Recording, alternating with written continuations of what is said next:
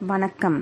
இந்திய அரசாங்கத்தின் அறிவியல் தொழில்நுட்பத்துறை, விக்யான் பிரசார் மற்றும் காரைக்குடி அழகப்பா பல்கலைக்கழகம் இணைந்து வழங்கும் அனுபவம் மூத்த குடிமக்களுக்கான சிறப்பு நிகழ்ச்சிகள்.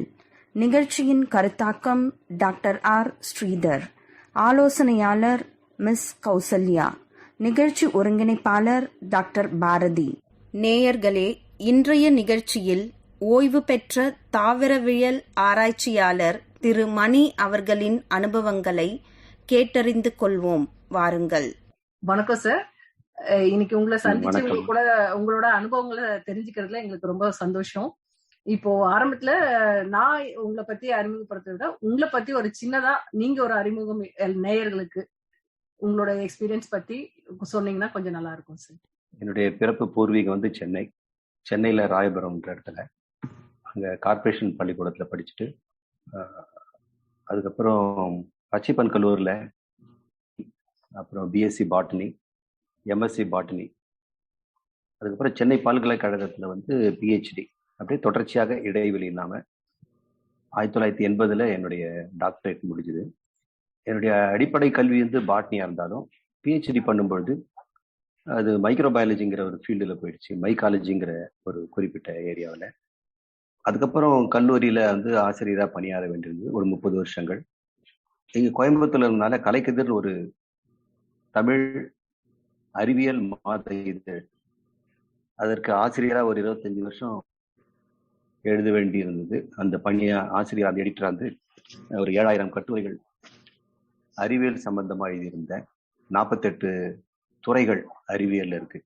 அதுக்கப்புறம் தினமலர் பத்திரிகையில தினமும் ஐயங்கள் 1000 அப்படின்னு விஞ்ஞான கேள்விகளுக்கு பதில் எழுதுவேன். அப்புறம் கோவையில ஞானவாணி அப்படிங்கிற பண்பலை ஒளிபரப்புல நேயர்களுடைய அறிவியல் கேள்விகளுக்கு உடனடியாக அப்பப்போ தொலைபேசி மேலுமே பதில் தரக்கூடிய ஒரு நிகழ்ச்சி அது. யார் என்ன கேள்வி கேட்பாங்கன்னு தெரியாது. அவங்க பொதுவாக வாழ்க்கையில் இருக்கக்கூடியது, அப்புறம் அறிவியல் சம்பந்தமானது, அணு பத்தி, அண்டம் பத்தி, உயிர் பத்தி, உளவியல் பத்தி, உயிர்கள் பத்தி எல்லாம் கேட்பாங்க. அதுக்கு உடனடியாக நான் பதிலை தருவேன். அதுதான் ஒரு ஞானவாணியை போகணும் எனக்கு கொஞ்சம் பரவலான ஒரு அப்ரூவல் மக்கள்கிட்ட இருந்து கிடைச்சிது. அதுக்கப்புறம் அறிவியல் புஸ்தகங்களை எழுத ஆரம்பித்தேன். ஸ்பிரிச்சுவலா வேதாந்தத்தில் இருக்கக்கூடிய அத்வைத வேதாந்தத்தில் இருக்கக்கூடிய உபநிஷத்துக்கெல்லாம் புஸ்தகமாக எழுதிட்டு இருக்கிறேன். இது வரைக்கும் ஒரு 155 புஸ்தகங்களை எழுதியிருக்கிறேன். எனக்கு என் மனைவி வந்து கிருஷ்ணமால் கல்லூரியில் தாவரவியல் துறை பேராசிரியராக இருந்தாங்க. 2 குழந்தைகள் பிறந்தார்கள். அவங்க 2 பேருமே வெளிநாட்டில் இப்போ வந்து கல்யாணம் செய்துட்டு அங்கே வாழ்ந்து கொண்டிருக்கிறார்கள். இதுதான் என்னுடைய சரித்திரமா. நன்றி சார். உங்களை பத்தி அறிமுகமே எங்களுக்கு வந்து பிரமிப்பா தான் இருந்துச்சு. 30 வருஷம் வந்து டீச்சிங் ஃபீல்ட்ல இருந்திருக்கீங்க. அது இல்லாம தாவரவியல் ஆராய்ச்சி மற்றும் பல துறைகள்ல நீங்க அறிவியல் சம்பந்தமான ஆராய்ச்சிகள் மேற்கொண்டிருக்கீங்க. இதுல உங்களோட சுவாரஸ்யமான ஆராய்ச்சிகள் என்னென்ன அப்படின்றது, அதன் மூலம் சமுதாயத்துக்கு என்னென்ன பலன்கள் ஏற்பட்டிருக்கு, அந்த மாதிரி எங்களுக்கு சொன்னீங்கன்னா நல்லா இருக்கும் சார். ஆராய்ச்சிங்கிறது வந்து ஏற்கனவே இருக்கக்கூடிய உண்மையை வந்து வெளிக்கொண்டு வர்றது தான். நம்ம எதுவும் புதுசா எதுவும் கண்டுபிடிக்க போறது இல்லை. அதுதான் டிஸ்கவர் அப்படிங்கிறோம்.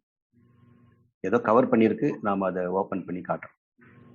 எனக்கு வந்து எடுத்துக்கொண்ட அந்த டிஸ்கவர் பண்ண வேண்டிய ஒரு உண்மை வந்து எங்களுடைய குருநாதர் ஆர்.என். சுவாமி அவர் எனக்கு கொடுத்தது வந்து ஒரு பூஞ்சனம். அந்த பூஞ்சனம் வந்து சூரிய ஒளியோ அல்லது வந்து விளக்கு ஒளியோ கொடுத்தோம்னா அது இனவிருத்தி செய்யும். எப்படி சூரிய ஒளிக்கும் இனவிருத்திக்கும் ஒரு தொடர்பு இருக்கு. சூரிய ஒளி வந்து ஒரு செகண்ட், ஒரு வினாடி பட்டாலும் போதும், அந்த பூஞ்சனம் வந்து உடனடியாக அது தன்னுடைய முதல் வாழ்க்கையிலேருந்து இனவிருத்தி வாழ்க்கைக்கு மாறிடும். அப்போ சூரிய ஒளியினுடைய வெளிச்சத்துக்கும் பூஞ்சனத்துக்கும் என்ன தொடர்பு, எப்படி வந்து அந்த ஒளி வந்து அதனுடைய வாழ்க்கையை மாற்றி அதனுடைய இனவிருத்தத்துக்கு அது தூண்டுதுங்கிறது தான் என்னுடைய முதல் பிரச்சனை. இது நான் மட்டும் இல்லை, உலகத்துல ஒரு 4-5 ஆராய்ச்சியாளர்கள் வந்து பிரிட்டிஷ் அவங்களும் பண்ணியிருக்கிறாங்க, பிரான்ஸ்லேயும் பண்ணிட்டு இருந்தாங்க. அவங்களோட தொடர்பு கொண்டு கண்டுபிடிக்கும் பொழுது இந்த பூஞ்சனத்துல இந்த ஒளிக்கும் அதனுடைய வாழ்க்கைக்கும் என்ன சம்பந்தங்கள் கண்டுபிடிக்கிறது ஒரு சவாலா இருந்து அது 5 வருஷம் தொடர்ந்து அதில் ஆராய்ச்சி பண்ணும் பொழுது சூரிய ஒளி நேரடியாக இந்த பூஞ்சனம் அல்லது நமது உடம்பா இருந்தாலும் சரி, எந்த உயிரா இருந்தாலும் சரி, அவருடைய செல் சவ்வுன்னு சொல்றோம் இல்லையா, அந்த செல் சவ்வின் மீது பட்டு ஒரு தூண்டலை உண்டாகுது. அந்த தூண்டல் வந்து உள்ளே புகுந்து சைட்டோபிளாசம் வழியா உள்ள போய் அதனுடைய குரோமோசோம் அல்லது டிஎன்ஏன்னு சொல்லக்கூடிய ஜீன்களை தூண்டி செயல்படுத்துது அப்படிங்கிறது கண்டுபிடிப்பு. இது எல்லாருக்கும் இது வந்து யூகத்திலேயே கூட சொல்லலாம், இப்படிதான் நடக்க முடியும்னு. ஆனால் அது வந்து பரிசோதனை மூலம் நம்ம வெளிக்காட்டினாதான் அது உண்மை என்று நிரூபிக்கப்படும். அதுதான் என்னுடைய ஆரம்ப கால ஆராய்ச்சியா இருந்தது. அதுக்கப்புறம் மைக்ரோபயாலஜிங்கிற ஃபீல்டில் பாக்டீரியாலஜி அந்த மாதிரியான துறையில நான் கல்லூரிக்கு இங்கே பிஹெச்டி காலேஜுக்கு வந்த பிறகு என்னுடைய திசை மாறிடுச்சு. அப்போ தொடர்ந்து இந்த பூஞ்சனங்களிலே ஆராய்ச்சி பண்ணிட்டு இருந்தேன். அண்மை காலத்துல இந்த பயோ இன்ஃபர்மேட்டிக்ஸ்ன்னு சொல்லி ஒரு புது துறை ஒன்று உண்டாச்சு 1995 இப்போ 2000 ஆண்டுல வந்து இன்டர்நெட் வந்து பரவலா நம்ம நாட்டுக்கு கிடைச்சது. எனக்கும் வந்து இன்டர்நெட்ல ஒர்க் பண்ணக்கூடிய ஒரு வாய்ப்பு இருக்குது 2000. அப்ப இருந்த கம்ப்யூட்டர், அப்ப இருந்த ஒரு வேகத்துக்கு ஏற்ற மாதிரி என்னால சின்ன சின்ன ஆராய்ச்சி எல்லாம் செய்ய முடிஞ்சது. அது வந்து கம்ப்யூட்டர் மூலமே உயிரியல் சம்பந்தமான ஆராய்ச்சிகளை செய்வது, அது பயோ இன்ஃபர்மேட்டிக்ஸ்ன்னு சொல்லுவாங்க. அதுல எனக்கு வந்து பிடிச்ச ஒரு ஏரியா வந்து ஜீன் டு ட்ரக் அப்படின்னு தான் வழக்கமா சொல்லுவாங்க. ஒரு நோய்க்கு காரணம் ஜீனா இருக்கட்டும், மனித நோயா இருந்தாலும் தாவர நோயா இருந்தாலும் நோய்கள் தோன்றுவது வந்து ஒவ்வொருத்தருடைய அடிப்படை ஜீன் சொல்லக்கூடிய மரபணுக்கள். அதுல வைத்துக்கொண்டு நோய்களுக்கான மருந்துகளை கண்டுபிடிக்கிறது தான் வழக்கம். இப்படிதான் வந்து உலகம் முழுக்க மருந்து கண்டுபிடிக்கிறாங்க. இந்த பயோஇன்ஃபர்மேட்டிக்ஸ் முறை மூலம் ரிவர்ஸ் ஜெனட்டிக்ஸ்னு ஒன்று பண்ணலாம். ஏற்கனவே நம்முடைய உலகத்துல அலோபதி மருந்துகள் வந்து ஒரு 40,000க்கு மேல இருக்குது. 40,000 மருந்துகள் வந்து இப்போ நம்ம பயன்படுத்திட்டு இருக்கிறோம். ட்ரக் ஸ்டோர்ல போனீங்கன்னா அவ்வளோ மருந்துகள் இருக்குது. பல மருந்துகள் இப்போ வந்து பயனற்று போயிருக்குது. இப்போ அதெல்லாம் லைசன்ஸ் எல்லாம் ரிவ்யூ பண்ணிட்டாங்க. ஆனால் அவைகள் எல்லாமே பரிசோதனை செய்து வெற்றிகரமாக பயன்படுத்தப்பட்ட மருந்துகள் தான். ஆனா இந்த மருந்துக்கு வேறு பல நன்மைகளும் இருக்கலாம். அந்த வேறு பல நன்மைகளை கண்டுபிடிக்கிறதுக்கு என்னுடைய முறை அது பயன்பட்டது. அதுதான் என்னுடைய ஒரு பேசிக் இந்த ஆராய்ச்சியில நான் செய்த ஒரு மாற்றம். மற்றவங்க இதை வந்து முன்வந்து இன்னும் அது பின்பற்றவில்லை. அது உலக அளவில் அது வந்து பிரசித்தியும் ஆகலை. எனக்கு என்ன தோணுதுன்னா, புதுசா மருந்து கண்டுபிடிக்கிறத விட ஏற்கனவே இருக்கின்ற 40,000 மருந்துகள் இருக்குது நம்முடைய அலோபதியில. அந்த மருந்துகளுக்கு அதை வைத்துக்கொண்டே எல்லா நோய்களுக்குமே வந்து சிகிச்சையை ஆரம்பிக்கலாம் அப்படின்றது என்னுடைய கருத்து. அதை வைத்துக்கொண்டு நிறைய ஆராய்ச்சி எல்லாம் பண்ணி 2-3 மருந்துகளுக்கு வந்து ரிவர்ஸ் என்ஜினியரிங், ரிவர்ஸ் ஜெனட்டிக்ஸ் என்ற முறையில ஆராய்ச்சி எல்லாம் பண்ணிட்டு இருந்தேன். இது பொதுமக்களுக்கு போகின்ற செய்திங்கிறதுனால நான் வந்து விஞ்ஞானத்துக்குள்ள அதிகமா நுழைய முடியலைங்க. நீங்க இது சம்பந்தமா கேள்வி கேட்டீங்கன்னா பதில் சொல்லுவேன். நன்றிங்க சார். உங்களுக்கு அறிவியல்ல எப்படி ஆர்வம் பிறந்தது?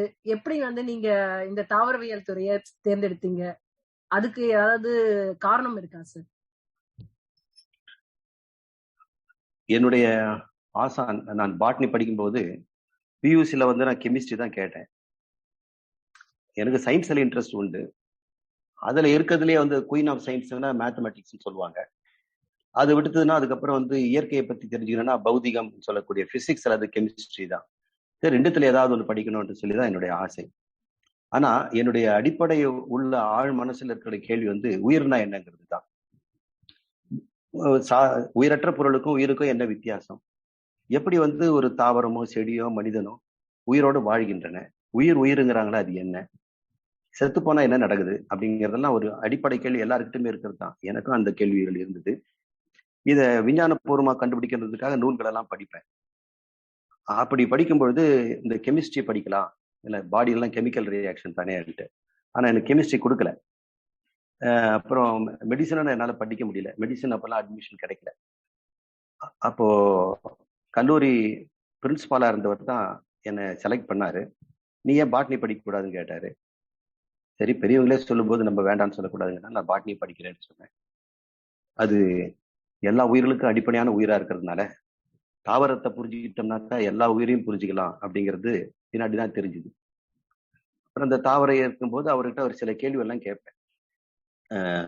நம்முடைய உடம்புல 5 புலன்கள் இருக்குது. கண்ணு, அப்புறம் காது, மூக்கு, தொடு உணர்ச்சி எல்லாம். இது தொடு உணர்ச்சி எல்லாம் மூளைக்கு போன பிறகுதான் நமக்கு உணர்ச்சியா தெரியுது. எனக்கு விரல்ல வந்து ஊசி குத்தின உடனே வலி வந்து உணர்கிறேன். உணர்ற இடம் வந்து விரலா இருந்தா கூட உணர்வும் உறுப்பு வந்து மூளை. மூளைக்கும் இந்த விரலுக்கும் நடுவுல வந்து நரம்பு மண்டலம் இருக்கு. இப்ப நரம்பு வழியாக இந்த தூண்டல் எப்படி போச்சு அப்படின்னு டாக்டர் நான் படிச்சிருக்கிறேன். அந்த தூண்டல் வந்து மின் சகிச்சை சிமிக்சின்னு சொல்றாங்க. மின் தூண்டல். என்ன ஒரு சுவையான உணவை சாப்பிட்டேன்னாக்கா நாக்கில் இருக்கக்கூடிய இனிப்போ காரமோ கூட மூளைக்கு தான் போய் ஆகணும். மூளை தான் அதை உணர்கிறது. என்னை யாராவது தொட்டாலும் மூளை தான் உணர்கிறது. நான் சப்தம் ஏதாவது கேட்டேன்னாக்கா நீங்க பேசுறது கேட்கும்போது என் மூளை தான் அதை கேட்குது. நான் கண்ணால பார்த்தாலும் கண் பார்க்கறது இல்லை, மூளை தான் பார்க்குது. இப்ப மூளைக்கு கண்ணு, மூக்கு, காது, தோல் வழியாக என்ன போகிறது, என்ன தகவல் போகுதுன்னா, கண் மூலம் ஒளி வந்து கண்ணோட நின்று போச்சு. கண்ணுக்கு பின்னாடி இருக்கக்கூடியது கண்ணு ஒளி கிடையாது. நாக்குல ஒரு சுவையை சாப்பிட்டோம்னா நாக்கோட அந்த சுவை நின்றுடுது. ஆனா மூளைக்கு போறது அந்த சுவையினுடைய தகவல் தான். அந்த தகவல்கள் எல்லாமே மின் தூண்டலா இருக்கும் பொழுது மூளை எப்படி இதை 5 வித புலன்களாக மாற்றி அறிகிறது அப்படின்னு ஒரு கேள்வி. ஒருவேளை கண்ணிலேருந்து வரக்கூடிய மின் தூண்டலை கொண்டு போய் மூளையில காது இருக்கிற இடத்துல வச்சோம்னு சொன்னா ஒளியெல்லாம் எனக்கு சப்தமா கேட்குமா? ஒருவேளை சப்தமா வரக்கூடிய மின் தூண்டலா கொண்டு போய் கண்ணு இருக்கிற இடத்துல கொண்டு போய் வச்சிட்டோம்னா சப்தங்களெல்லாம் வெளிச்சமா இருக்குமோ அப்படின்னு எங்களுடைய ப்ரொஃபஸரை கேட்டேன், டாக்டர் சுந்தரலிங்கம்ட்டு. இதுக்கு பதில் என்னால சொல்ல முடியாது. இது வந்து அடிப்படை கேள்வி. இது சயின்டிஸ்டும் கண்டுபிடிக்க முடியாது. இது வந்து பியாண்ட் சயின்ஸ். நீ தான் அதை கண்டுபிடிக்கணும் அப்படின்னு எனக்கு சொன்னார். அது எனக்கு ஒரு பெரிய சவாலா இருந்தது. இந்த உண்மை எப்படியாவது நம்ம உலகத்துக்கு கண்டுபிடிச்சு சொல்லணும் அப்படின்னு ஒரு ஆசை. இப்படிதான் எனக்கு விஞ்ஞானத்து மேல ஒரு ஆர்வம் இருந்ததுனால எனக்கு பிடிச்ச மேகசின் வந்து சயின்டிபிக் அமெரிக்கன். மந்த்லி ஒரு இது எழுதப்படும். அப்புறம் நேச்சர்னு ஒன்று வருது, டிஸ்கவர்னு வரும், நேஷனல் ஜியாகிரபின்னு வரும். இதெல்லாம் லைப்ரரியில இருக்கிறதுனால, சென்னையில இருந்ததுனால எனக்கு இது அடிக்கடி பார்ப்பதற்கு வாய்ப்பு இருக்கும். அமெரிக்கன் லைப்ரரியோ பிரிட்டிஷ் கவுன்சில் லைப்ரரியிலோ போனால் இந்த மேகசின்ஸை பார்ப்பேன். அப்போ லேட்டஸ்ட் இன்ஃபர்மேஷன்ஸ் எல்லாம் சயின்ஸில் படிச்சுக்கிட்டே இருப்பேன். காஸ்மாலஜிலேயோ அது பயாலஜிலேயோ சைக்காலஜிலேயோ அது சோஷியல் சைக்காலஜி, ஆந்த்ரோபாலஜி, இது படிக்க படிக்க எனக்கு விஞ்ஞானத்தில் வந்து தாவரவியல் மட்டும்தான் எனக்கு இல்லை, அனைத்தும் எதெல்லாம் உண்மையில அறிவு இருக்குதோ அறிவெல்லாம் தேடிடணும் அப்படிங்கிற பெரிய ஒரு பேராசை ஏற்பட்டது. அப்போ என்ன ரொம்ப படிக்கிறதே துறையாக இருந்தனால இதுக்கு எழுதுவதற்கு வாய்ப்பு கிடைத்தது கோயம்புத்தூர் வந்த பிறகுதான். இப்போ கலைக்கதிர் ஆசிரியராக வந்த உடனே மாதம் 6 பெரிய கட்டுரைகள் எழுதணும், அப்புறம் சிறு சிறு தகவல்கள் வேற எழுதணும். அப்படிங்கிறதுனால தொடர்ந்து ஒரு 20-25 வருஷங்கள் எழுதுறதுனால ஒரு 7000 கட்டுரைகள் பலவிதமான அறிவியல் சம்பந்தமானது. அப்பப்போ என்னென்ன கண்டுபிடிக்கிறாங்களோ அதை எழுதிடுவேன். 1990 ஹபிள்ன்றது ஒரு தொலைநோக்கி அது ஸ்பேஸ்ல லான்ச் பண்ணாங்க. எதுக்கு வந்து தொலைநோக்கியை வந்து ஆகாயத்துல பறக்க விடணும், பூமியில இருந்தா நம்ம பார்க்கலாமே அப்படின்னு எனக்கு தோணுச்சு. அப்போ அவங்க என்ன சொல்றாங்க, பூமியிலேருந்து டெலஸ்கோப் வச்சோம்னா மழை காலத்திலயோ மேகத்திலேயோ அதை பார்க்க முடியாது. ஆனா ஸ்பேஸ்ல மிதக்க விட்டோம்னாக்கா இந்த மழை, மேகம், இருட்டு, பகல் தொந்தரவெல்லாம் இருக்காது. எந்நேரம் வேணாலும் அது வானத்தை பார்த்துட்டே இருக்கும். ஆனா மனிதர்கள் வந்து அங்கேருந்து தகவலை கீழே வாங்கி அவங்களுடைய டைம் இருக்கும்போது பார்த்து படிச்சுக்கலாம், ஆராய்ச்சி பண்ணலாம் அப்படிங்கிறது தான் அந்த தகவல். இப்படிதான் வந்து பொதுமக்களுக்கு வெளிநாட்டில் நடக்கிற இந்த அறிவியல் சம்பந்தமான தகவல்களை அவங்க புரியுற மாதிரி நம்மளுடைய நாட்டுக்கு தேர்ந்த மாதிரி நம்முடைய மக்கள் என்ன அவசியமோ அப்படி எழுதிட்டு வந்தேன். இப்படிதான் ஒரு அறிவியல் எழுத்தாளனாக நான் வந்து அறிமுகமானேன். சொல்லுங்கம்மா. Yes sir. 7000 கட்டுரைக்கு மேல எழுதிருக்கீங்க அப்படின்னு சொல்லியிருக்கீங்க சார். அதுல உங்களுக்கு மிகவும் பிடித்தமான கட்டுரை இல்லைன்னா உங்க நினைவுல எப்பயுமே நிக்கிற மாதிரியான கட்டுரைனா ஏதாவது இருக்குங்களா? இது வந்து கட்டுரைகள்ங்கிறது வந்து அப்பப்போ ஒரு சமாச்சாரம் தான். இன்னைக்கு கொரோனாங்கிறோம் இல்லையா, இதுவே முன்னாடி சார்ஸ்ன்னு ஒன்று இருந்தது. அப்போ அந்த சார்ஸ்ன்னு SARS சொல்லக்கூடிய பேர்ட் வைரஸ், ஃப்ளூ வைரஸ், அது வந்து ஸ்ப்ரெட் ஆகும்னு சொல்லி பயமுறுத்தினாங்க. பேண்டமிக்கா வரும்னு சொன்னாங்க. 25 மில்லியன் ஜனங்கள் வந்து சாவாங்கன்னு சொன்னாங்க. அதையும் நான் வந்து கலைக்கதில் எழுதினேன். ஆனா நல்ல வேலையா அது வந்து அப்பவே அது நின்று போச்சு. ஆனா அப்படி நடக்கும்னு எனக்கு அப்போ ஒன்று தோணுச்சு. அதே தான் இப்போ கரோனா நடந்திருந்து. அப்ப சார்ஸ் அது கண்டுபிடிக்கும் போது அந்த சார்ஸுடைய ஸ்பைக் புரோட்டீன் சொல்றோம் இல்லையா, அப்ப கொரோனாக்கு ஒரு ஸ்பைக் இருக்கு இல்லையா, நீங்க பார்த்துருப்பீங்க. அந்த கொரோனா வைரஸ்க்கு ஊசியா தலையில எல்லாம் ரோம்பம் முளைச்சிருக்கும். அதுதான் வந்து நோயை வந்து நம்முடைய உடம்ப வந்து கண்டுபிடிச்சு ஒட்டுறத ஒரு உறுப்பு, ஒரு சாவி மாதிரி. நம்முடைய சுவாச உறுப்புகள், லங்ஸ் இது போன்ற திசுக்களில் வந்து அந்த கொரோனா வைரஸினுடைய அந்த முள் போன்ற பகுதி வந்து சாவி மாதிரி உள்ள போய் ஒட்டிக்கும். அதுக்கப்புறம் அந்த வைரஸ் நம்ம உடம்புல வந்து பரவ ஆரம்பிச்சிடும். 5 நிமிஷத்துல 100 வைரஸ் ஆயிடும். அந்த அடுத்த 5 நிமிஷம் 100 வைரஸ் வந்து ஆளாளுக்கு 100 உண்டாக்கிட்டுனா 100,000 வைரஸ் உண்டாயிடும். இப்படிதான் ஒரு மனிதனுக்குள்ள வைரஸ் அட்டாக் பண்ணுது. அந்த சாவி மாதிரி இருக்கக்கூடிய அந்த முள்ளு, அதுதான் உடம்போட ஒற்ற பகுதி. அந்த முள் பகுதியினுடைய அமைப்பு எப்படி இருக்குங்கிறது தான் நான் வந்து பயோ இன்ஃபர்மேட்டிக்ஸ் மூலம் ஆராய்ச்சி பண்ணேன். அது வந்து கொரோனாக்குல அது சார்ஸ் வைரஸ்க்கு இதே ஃபேமிலி தான். அது லேண்ட்செட்ங்கிற மேகசினுக்கு அனுப்பிச்சேன். அவங்க வந்து பார்த்துட்டு இப்பதான் சைனாவிலேருந்து இதை பத்தி ஆராய்ச்சி பண்ணி பப்ளிஷ் பண்ணாங்க, நீங்க 7 நாள் லேட் ஆகிட்டீங்க அப்படின்னாங்க. அது நம்ம இந்தியாவில் இருக்கக்கூடிய ஒரு இன்டர்நெட் பிரச்சனை தான். நமக்கு அவ்வளவு சீக்கிரமா எல்லாமே நமக்கு கிடைக்கிறது இல்லை. இருந்தாலும் எனக்கு ரொம்ப சந்தோஷமான விஷயம்னா, இங்கே சாதாரண ஒரு கோயம்புத்தூர்ல இருக்கக்கூடிய ஒரு கல்லூரி ஆசிரியர் என்ன கண்டுபிடிக்கிறாரோ அதை தான் இன்டர்நேஷனல் இருக்கக்கூடிய சயின்டிஸ்டும் வெளிநாட்டிலையும் கண்டுபிடிக்கிறாங்க. நம்ம நாட்டு மக்களுடைய அறிவு எந்த விதத்திலையும் குறைவானதல்ல அப்படின்னு எனக்கு ஒரு ஊக்கம் கிடைச்சது. அதை வச்சுதான் அவங்க எபிடோப்புங்கிற பொருளை கண்டுபிடிச்சு அதுக்கு வேக்சின்லாம் டெவலப் பண்ணாங்க. அதே போல கொரோனாவுக்கு ஒரு வேக்சின் நம்ம கண்டுபிடிக்க முடியும். இங்க நான் வந்து இப்ப ரிட்டையர் ஆயிட்டதுனால எனக்கு அந்த மாதிரி வேலையெல்லாம் இப்போ வாய்ப்புகள் கிடைக்கிறது இல்லைங்க. இதுதான் எனக்கு நினைவு தெரிஞ்சு மிக சுவாரஸ்யமான ஒரு சேலஞ்சிங் ரிசர்ச் சார்ஸ் வைரஸ்க்கு நான் ஒர்க் பண்ணும்போது. அப்ப கலைக்கதில் நான் ஆசிரியராக தான் இருந்தேன். அதுக்கப்புறம் இந்த ஞானவாணியில கேள்விகள் பகுதியில் வரும்போது ஒரு 10,000 கேள்விகளுக்கு பதில் சொன்னேன். 10,000 கேள்விங்கிறது வாரம் ஒரு 15 கேள்விகள், 20 கேள்விகள் வரும். 15 வருஷங்கள் தொடர்ந்து வெள்ளிக்கிழமை ஞானவாணியில பொதுமக்களுடைய அறிவியல் கேள்விகளுக்கு பதில் சொல்லுவேன். அதுல நிறைய டாக்டருங்க இருந்தாங்க, லாயர்ஸ் இருந்தாங்க, ஆடிட்டர்ஸ் இருந்தாங்க, tea shop owner, auto rickshaw, taxi drivers, வீட்டில் இருக்கக்கூடிய பெண்மணிகள், அயன் பாக்ஸ் போட்டு இஸ்திரி போடுற ஜனங்கள், சின்ன வயசுல இருக்கக்கூடிய பையன்கள், அப்புறம் கண் தெரியாதவங்க, இப்படி எல்லாம் நிறைய பேர் எனக்கு லிசனர்ஸ் இருந்தாங்க. அவங்க பல விதமான கேள்விகள் அவங்க கேட்பாங்க வாழ்க்கையில் இருக்கிறதெல்லாம். அப்போ உடனுக்குடன் அப்போ வந்து அறிவியல் கேள்விகளுக்கு அறிவியல் பூர்வமா பதில் சொல்லிட்டு இருந்தேன். அப்பெல்லாம் வந்து அறிவியல் கேள்விக்கு பதில் சொல்லக்கூடியவங்க ரொம்ப குறைவா தான் இருந்தாங்க. அவங்க எழுதுவதற்கு வந்து பத்திரிகைலாம் 10,000 இல்லை. இப்பதான் வந்து நம்ம பார்க்கிறோம், தினமலர் போன்ற பத்திரிகைகள் எல்லாம் அதிகமா அறிவியல் கேள்வி பதிலாம் இடம்பெறுது. அவங்க தான் முதல்ல எனக்கு அறிவியல் கேள்விகள் எழுதுவதற்கும் வாய்ப்பு கொடுத்தாங்க. தொடர்ந்து 5 வருஷம் தினமும் ஒரு கேள்விக்கு நான் பதில் சொல்வேன். இப்போ 365 × 5 மல்டிப்ளை பண்ணீங்க, அத்தனை கேள்விகளுக்கு பதில் கொடுக்கப்பட்டிருக்கிறது. அதனால கேள்விக்கு பதில் சொல்றது தான் என்னுடைய பழக்கம். கேள்விகள் வந்து கேட்கணும், அது சரியான அறிவியல் பூர்வமான யுக்திக்கு பொருந்தக்கூடிய நம்பிக்கையை அடிப்படை இல்லாத அறிவுக்கு பொருந்தக்கூடிய பதிலை நம்ம சொல்லணும். அதுதான் எதிர்கால சந்ததிகளுக்கு வந்து அறிவியல் பூர்வமாக வாழ்வதற்கு வழிவகுக்கும். இதுதான் எனக்கு தெரிஞ்சு நான் இந்த கான்ட்ரிபியூஷன் இந்த தமிழ் சொசைட்டிக்கு நான் செய்த கான்ட்ரிபியூஷனா அறிவியலை தமிழை கொண்டு வந்தது. சொல்லுங்க பாரதி. Yes sir. இப்போ உங்க ஆராய்ச்சி வாழ்க்கையில நீங்க சந்திச்ச பிரச்சனைகள், சேலஞ்சஸ், அத பத்தி எங்ககிட்ட சொல்ல முடியுமா சார்? நீங்க எடுத்துக்கிட்ட ஆராய்ச்சி எதனா வந்து உங்களுக்கு வந்து? நான் எடுத்துக்கிட்ட ஆராய்ச்சி முழுக்க சிஸ்டம்ஸ் பயாலஜி இருந்ததுனால எனக்கு லேபரட்டரியில வந்து பெரிய பெரிய இன்ஸ்ட்ருமெண்ட்ஸ் வேணும், கெமிக்கல்ஸ் வேணும், கிளாஸ்வேர் வேணும், இந்த அல்ட்ரா மைக்ரோஸ்கோப் வேணும், நானோ பார்ட்டிகிள்ஸ் ஜெனரேட் பண்ணக்கூடியதெல்லாம் இந்த மாதிரி தேவைகளே எனக்கு இல்லை. எனக்கு ஏன்னா கல்லூரியில் அதெல்லாம் கிடைக்காது. ஒரு கல்லூரி ஆசிரியனா இருந்துக்கிட்டு நம்ம ஆராய்ச்சி பெருசா பண்ணணும்னு சொன்னா அதுக்கு கம்ப்யூட்டர் மட்டும் தான் எனக்கு வந்து ரொம்ப சுலபமா இருந்தது. அதனால என்னால வந்து கம்ப்யூட்டர் வச்சுக்கிட்டே ரிசர்ச் எல்லாம் பண்ண முடியாததுனால நான் பயாலஜிக்கு அது நான் சூஸ் பண்ணிக்கிட்டேன். அதனால அது சிஸ்டம்ஸ் பயாலஜி அல்லது பயோ இன்ஃபர்மேட்டிக்ஸ் பேரு. அதுக்கப்புறம் எனக்கு வந்து சேலஞ்சுன்னு எதுவுமே பெருசா எனக்கு தெரியலங்க. எல்லாமே எனக்கு சுலபமா தான் இருந்தது. எனக்கு சேலஞ்சுன்னு எது சொன்னாக்கா நல்ல ஸ்டூடெண்ட் கிடைக்கிறது தான். அதுல வந்து சிறப்பா கிடைச்ச ஸ்டூடெண்ட்ஸ்க்கெல்லாம் நிறைய பேர் சாங்கர் இன்ஸ்டியூட் போயிருக்கிறாங்க. அதுல NIH சொல்லக்கூடிய நேஷனல் இன்ஸ்டியூட் ஆஃப் ஹெல்த், பெத்திஸ்டா, அங்க சில சயின்டிஸ்டுகள்லாம் இருக்கிறாங்க. அவங்கள இன்னும் கூட என்னோட தொடர்பு கொண்டு இருக்கிறார்கள்.